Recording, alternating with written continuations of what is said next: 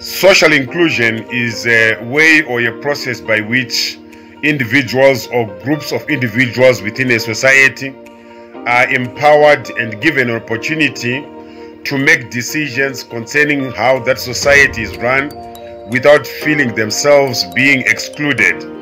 And so social inclusion then empowers people to have dignity in themselves despite their identity or their status within that society.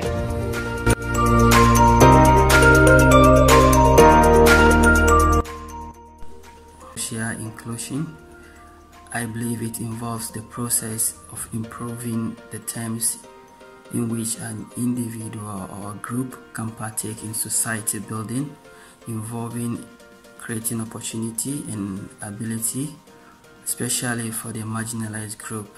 A key example could be poverty alleviation program, where the poor individuals within the society are given a scheme or a program or a project in order to increase their standard of living. Thank you very much. Thank you.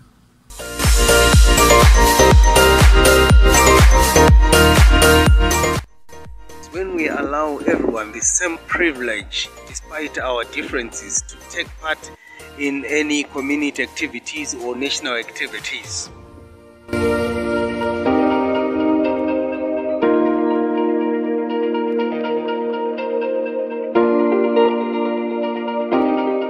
Social inclusion, I believe it involves the process of improving the terms in which an individual or group can partake in society building, involving creating opportunity and ability, especially for the marginalized group.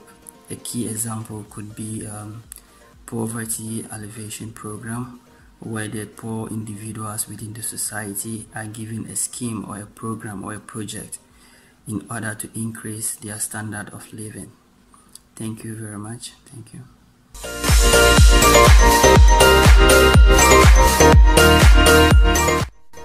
When we allow everyone the same privilege despite our differences to take part in any community activities or national activities.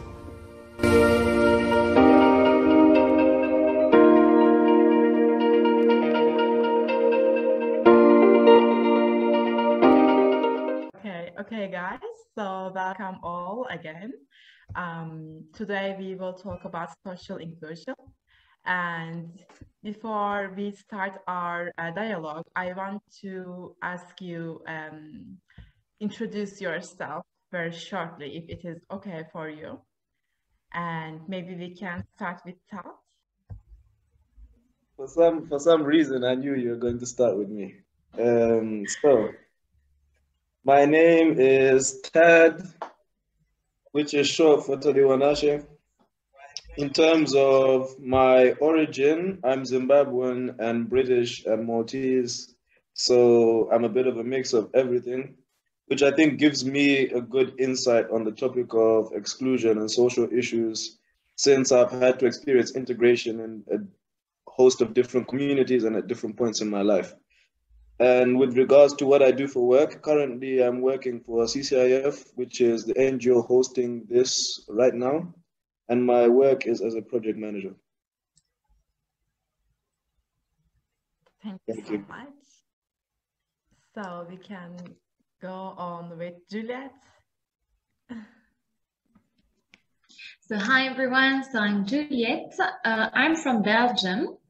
And so I studied multilingual communication, and I'm here in Malta for 3 months. I will do an internship with CCIF, so also the organization hosting this discussion. Thank you so much. And Boyanka, would you like to introduce yourself? Hello everyone, I am Boyanka, and shortly Bona, from Bulgaria.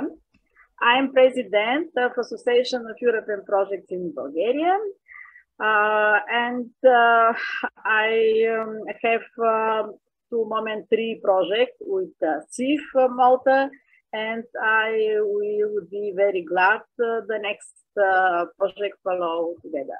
Thank you. And Svetanka, I hope I pronounced correctly. The one with the most difficult name. Okay. Hello, everybody. My name is Svetanka, or the shorter version that people from Malta know it, which is Teta. I'm actually an assistant professor to the Goce Delchev University in North Macedonia, and I have been working in higher education for the past 6 years. Thank you so much. And lastly, Aura. Hello, everybody. I am Aura from Romania. I am a primary school teacher and also a youth worker in Imago Mundi Association. And I think this is my first project with CCIF. Sorry, this is not the project where I'm in. It's another project we are in partners, isn't it, Alec? Yeah, but I'm very excited to be here. Thank you so much. So we can start our dialogue. And our first question is that, what is social inclusion, Tad? With regards to what social inclusion is, from my understanding, social inclusion is the involvement and the integration of people from all groups of society to make them included within the community.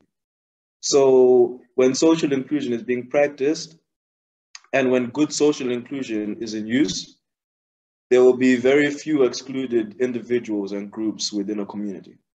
That's what social inclusion means to me. Thank you so much. Now I have an open question. It means you can all can answer if you want. The question is that, what does social inclusion involve?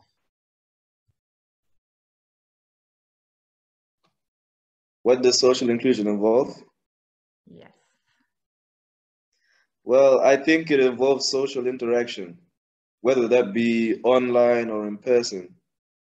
And I think it involves cooperation as well, because without cooperation, there's no inclusion.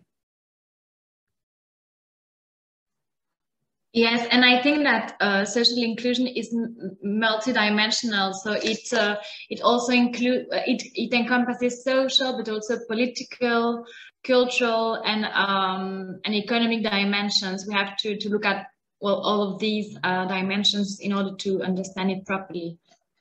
Mm-hmm. And Svetanka? Yes, I would also like to actually confirm with what Juliette said, that perhaps social inclusion is multidimensional. It affects many aspects, starting from political to economical to social aspects.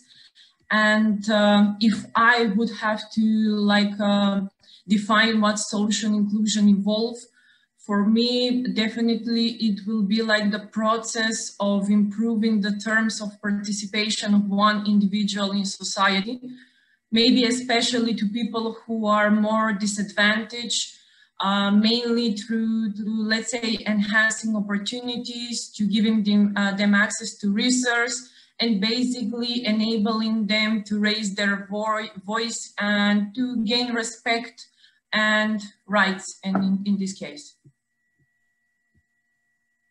Thank you for your answers. And my next question is coming for Boyanka. The question is that minorities often face discrimination and exclusion, and they struggle for their human rights, even when they are citizens in that country. How are minorities socially included in your countries? For Bulgaria, social inclusion is analysis of minorities by 4 sectors: housing conditions, employment, education, and health care. Bulgaria is 8 years national strategy for integration. minority, and another people, disability and ethnic groups. Is specific from Bulgaria, this four sectors. Okay, thanks so much. And my next question is coming for Aura. In terms of social inclusion, who is being left behind in your country? Romania also has a big issue with the social inclusion because social inclusion is very linked to the poverty, and Romania is kind of poor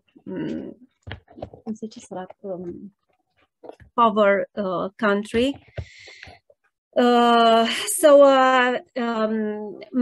More than half of the population lives in the rural zone. So that means that a lot of families have very short incomes, and this goes to poverty, to lack of conditions to live,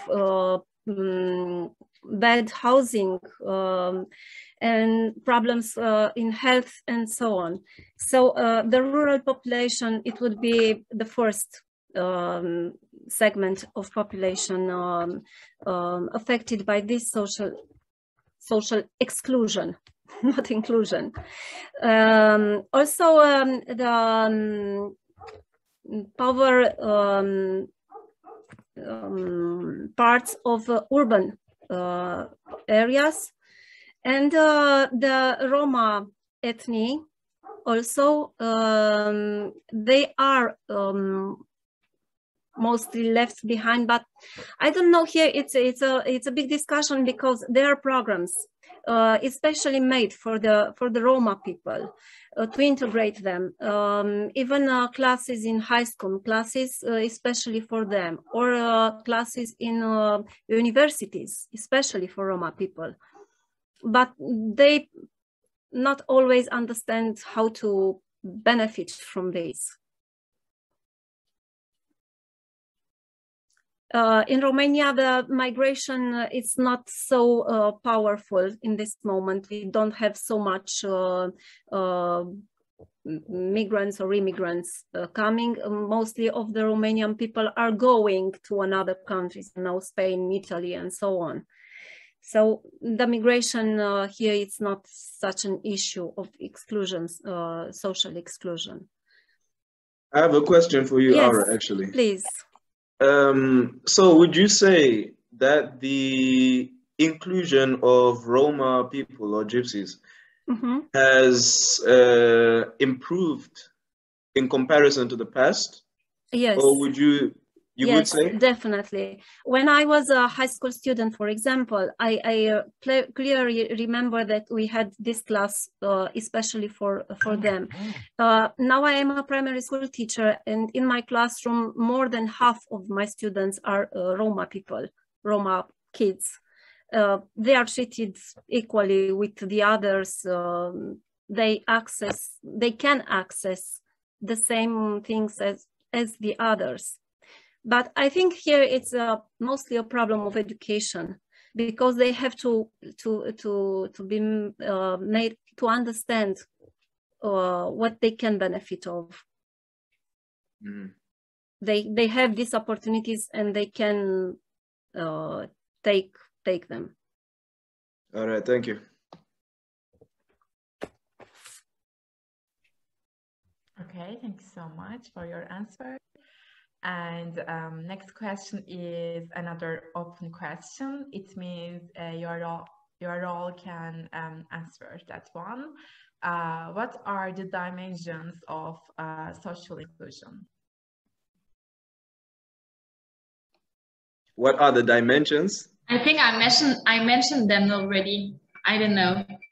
Yes, maybe you can highlight again, Juliet, if you want. Yes, well, I think it's social, political, cultural, and economical, but I'm not sure. Yes, it's not only because we tend, when we think about social inclusion, we tend to think only about the social aspect, but it's very much more than only that. So I don't know if someone wants to add something. Yeah, I would also go as to say a dimension of social inclusion is cultural in a sense, because a perfect example is America. America is a melting pot, of cultures and people, and they have Africans there and South Americans there and Native Americans who have been there for generations, not people who came now. And now different aspects of those cultures are now intertwined with the culture of America itself. Do you know what I mean? So I think that then becomes another level. I'm not saying that America's perfect in terms of inclusion either. But what I'm saying is, like, I think it's another level of inclusion when then even culturally some things about a place change because of the people that are there. You know what I mean? But that's also a complex topic to discuss in itself, because, you know, there's also the sense of wanting to have an original culture and different things. So it's a difficult topic, especially speaking about the dimensions of social inclusion. But I think something to definitely consider is the cultural and the social aspects of it. And how well do people mix?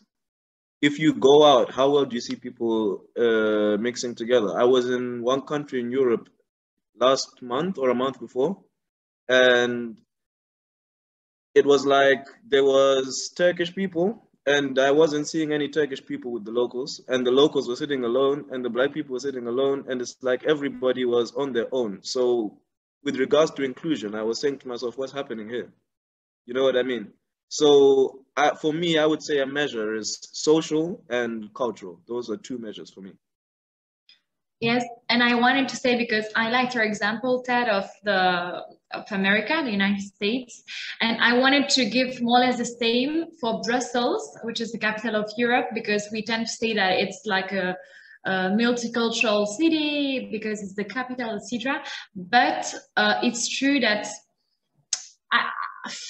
I don't know if I could say that everyone is going with everyone, because it's more like you have a Brazilian neighborhood and then a Congolese neighborhood. So yes, it is multicultural in a sense that you can find like many nationalities and not only European, but it's true that you will more go to like a Portuguese neighborhood and then a French one. So I don't know if we can talk about social inclusion, but it's true that Brussels is an example when we think about multiculturalism, but not in the same way as it is in the United States, because as you mentioned, well, the different cultures like come from like a long time ago, and I think in Brussels it's more like it's recent.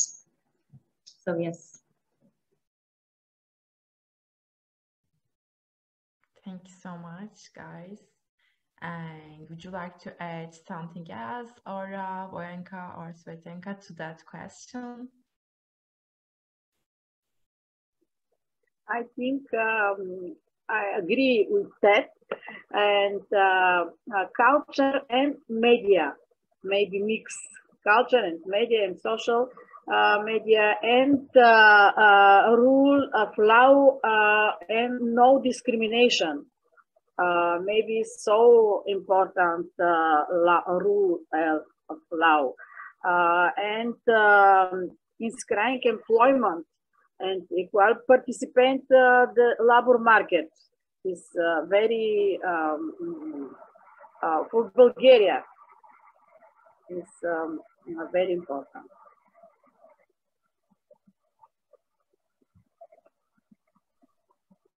Thank you so much. Thank you. Okay, and my next question is coming for Juliette, and this is what do you think about the disparities prevailing between native and immigrant populations in the labor market today? Oof, there's many things to say.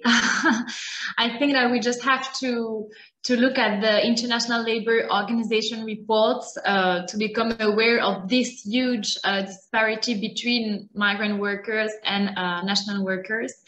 Because if we look at the income or the wages, well, in Europe, I think that on average, in high-income countries, migrant workers earn around, on average, around 13% less than national workers. But in some countries, like in Italy, migrant workers earn 30% less than national workers, and in countries like Cyprus, 42% less. So that, I think that these numbers talk for themselves. And well, I think that since the COVID-19 pandemic, also the problems of discrimination that the migrants used to face were made even worse, because, well, many of them had to go back to their home country, and also because compared to nationals, many of them had jobs that weren't compatible with the teleworking. So, and also many of them were in the front line, so they were more exposed to the virus. So I think that the discriminations were even more visible since are even more visible since the pandemic. And yes, what else can I say? Also, I don't know in your country, but in Belgium now there's this phenomenon of discrimination in hiring that we talk about a lot, particularly so discrimination in hiring based on the ethnic origin of the religion. And it's true that in my country, in Belgium, we tried, in order to reduce this discrimination while hiring, companies or recruiting agencies are asked to anonymize the application. So, for example, by removing all the personal information that doesn't have a direct link with the skills that are required for a job. And so that includes removing the first and the last name, not putting a picture, not mentioning the address, the age and the marital status also. So I think that's a good thing to reduce this discrimination in the labor markets. But still, I think that there's no law yet for that. So we are going there, like more and more companies are using this in order to receive the applications. But still, I think that maybe a law should be needed. But yeah, so what I talked about are some example of the discrimination, or what we could do, an example that we could use maybe to reduce to our little level the discrimination in the labor market with migrants, for instance.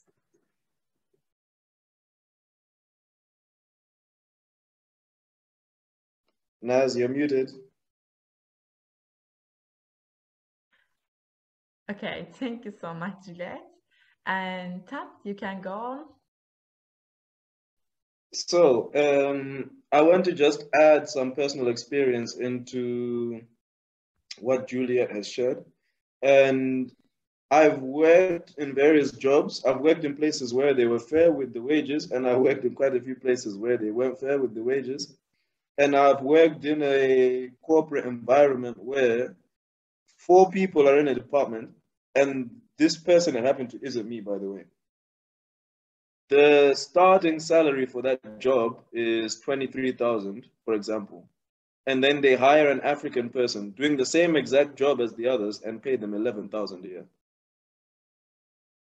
And that even happened to me as well. So I think it really is important to have some laws in place with regards to that. And I feel like that's an important point you just touched, because if you have people who by contract have the same job responsibilities and they're doing the same job, then how can somebody be getting paid 11,000 euros less than the other one, or 15,000 euros less than the other one?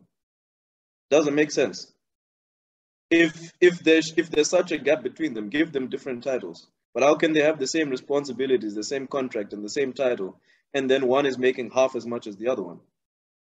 And the only difference is this guy is from this country and this guy is from this country or continent. That's wrong. But like you said, there are no laws in place. So I think when we discuss social advocacy and social advocacy on social inclusion and related topics. I think an important thing is advocating for laws and rules to be made so that this can be in place. And if anybody would like to add, I can see Tsetsa's hand is up. You can continue from where I'm leaving off. Yeah, I just wanted to say that, yeah, I agree with you. We have to have those laws in place, but it's not just to have them on paper. We have to enforce them as well. I mean, we have multiple countries that we have those laws, but yet again, nobody is enforcing them. At the end, they're just a piece of paper and that is it. I just wanted to add this, that it is important for that policy to be enforced as well.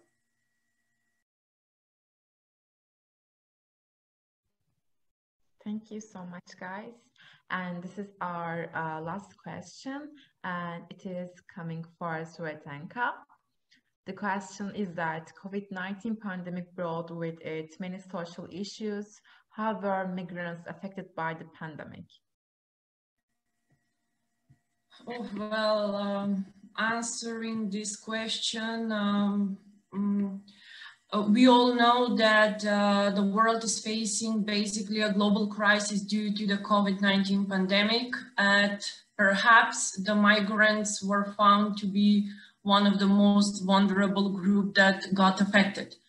I believe first and foremost, they faced, let me correct myself, they are still facing the risk of contagion. I know that several countries did separate statistics on showing the differential exposure to the virus by the migrant population. And for example, to see the statistics shown by the ministries of health from Saudi Arabia and Singapore, believe me, they are more than scary. Their official statistics on the migration status on the individual who tested positive say that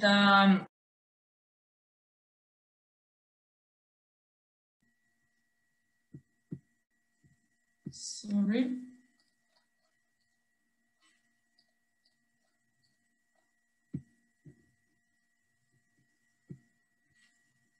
I believe I got muted by the host. Well, I think we all did. Okay.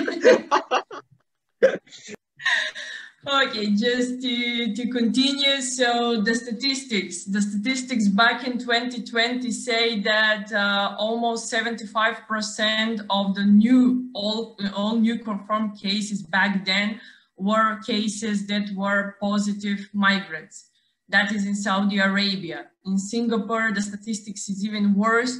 It said that over 95% of the new confirmed cases back in June 2020 were migrants.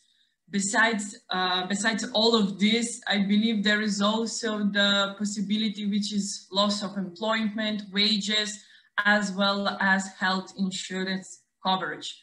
They are still, besides this, facing the risk of not affording food as well as money for rent. When it comes to the many social issues that they are now facing due to the COVID-19 pandemic, migrants, according to me, are in the most vulnerable position, especially on the labor market, due to generally their less stable employment condition, as well as the lower seniority on the jobs that perhaps they might have. Also, many studies now show that discrimination is very present, especially in the slack labor market that we are now on. So in the field where a network of contacts is needed to get a job, I know that in some cases migrants have fewer. So in this case, contacts are more relevant to finding a job. Also, I believe not to be forgotten, here are the poor living conditions of the migrant, as well as the shortage of the basic necessities that they have, which in this case, I believe they can cause severe mental stress to many of them, and for it to be manifested in their lives in many forms, starting from the relationship problem to alcoholism, to domestic violence, as well as to psychiatric illness or some other problems in this case.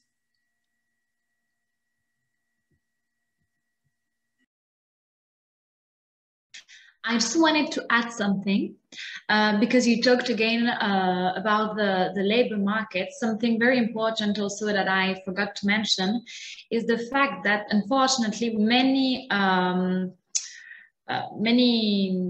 diplomas or former experience or former professional experience abroad are not recognized in all the countries, and that's a big issue. And there's also sometimes the level of the language skills that will prevent the migrant workers to find a proper job. So all these factors are also have to be taken into account.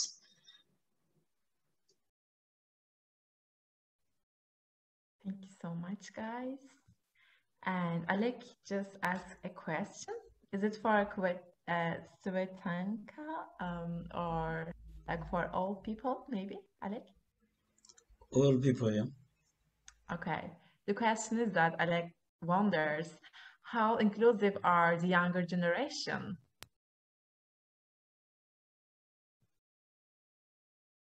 Yeah, Aura? I would speak for the volunteers, the youngsters I knew through Imago Mundi Association, and I see this younger generation very inclusive, very willing to know new cultures, new people, to know their history and their habitudes and their way of life and so on. This is hope, I think. Is a lot of hope. I'm looking at them and I see them very European, to say. Yeah, very, very inclusive. I like the fact that you answered Aura, because I was actually interested for maybe yours and Tsetsa's answers on this, because you both work in education, and I think when it comes to opinions on young people, I think you two are probably the most. Yeah, and I think it's our part as teachers, and I think Svetanka will agree with me. It's our part to make them understand how important it is to be inclusive with all the people, no matter what, their background and so on. Everybody is the same. We are all brothers. It's so to say. Thank you. Yes, perhaps maybe it's our job, our message to transfer to them, like to be more inclusive. As for my experience working with younger people, yes, I have to agree as well with Aura. I believe that this younger generation is more inclusive, let's say, from the previous one, maybe from the generation that I was. And I'm very glad for it. I mean, they have more broadened knowledge. Basically, there is no space for the discrimination, and everybody is accepted. There is mutual respect for culture, which is very satisfying for me to see that actually.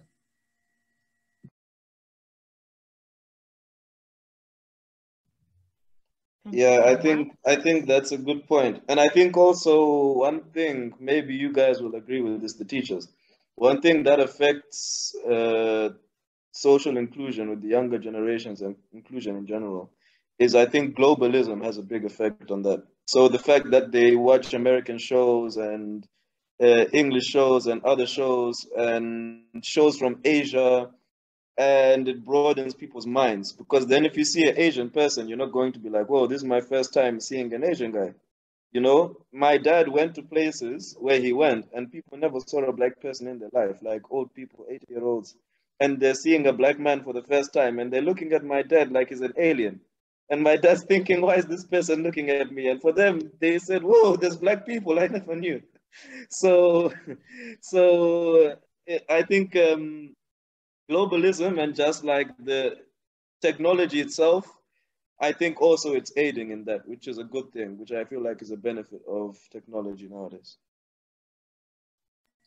Well, yeah, if we have to like name the first reason of them being inclusive, for sure, yeah, it's globalism, it's internet. Yeah, I definitely agree on this. But again, working with the younger students and the possibility, I have to mention the possibility for the Erasmus Plus project, because I'm seeing the students that are actively participating in this project, as well as the other projects that we have in our country that are the IPA funds. I mean, every time that are attending a youth exchange or a training course with multiple nationalities, I see them like basically becoming even more inclusive in this case.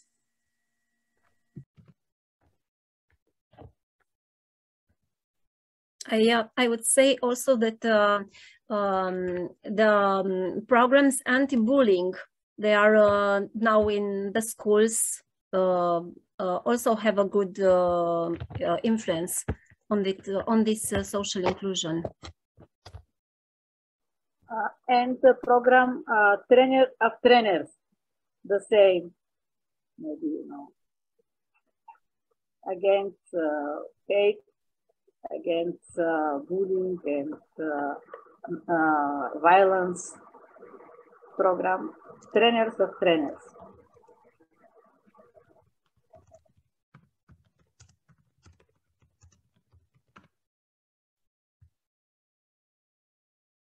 Thank you so much. So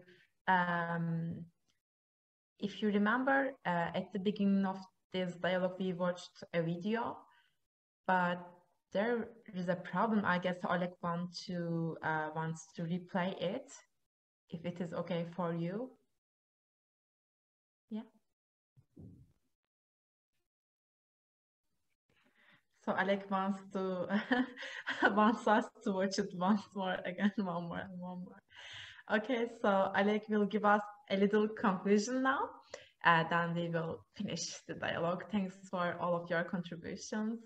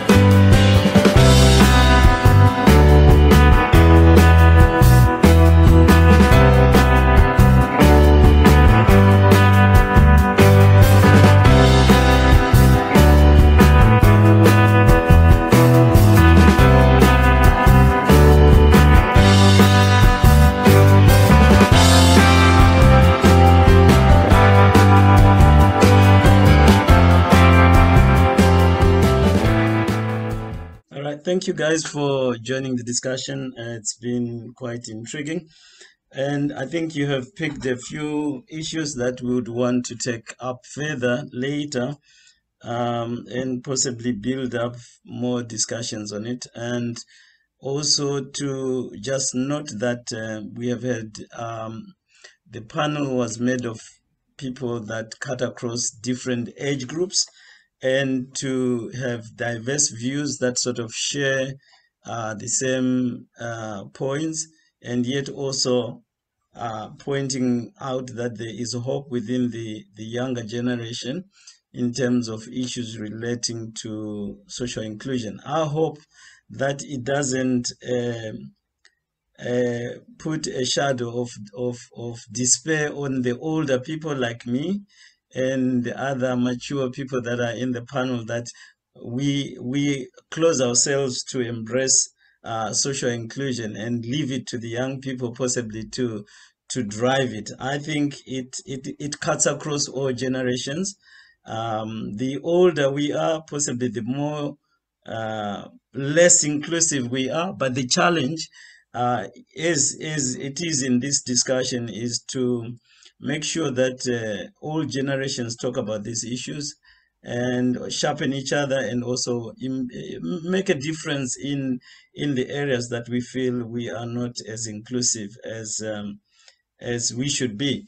But thank you for your time. I'm sure we'll come knocking again, asking for your participation in other topics, issues like gender equality and stuff like that. And I hope, Naz, next time we'll have a good balance of males and females, so that we can have more, views across the different gender lines, and see whether men I think Tad is shown that he embraces social inclusion, but it would be good to hear from the older guys to see whether they are impressive as well. But thank you so much. Thank you for your participation. We'll definitely be talking to you after the discussion. I appreciate it. Thank you so much.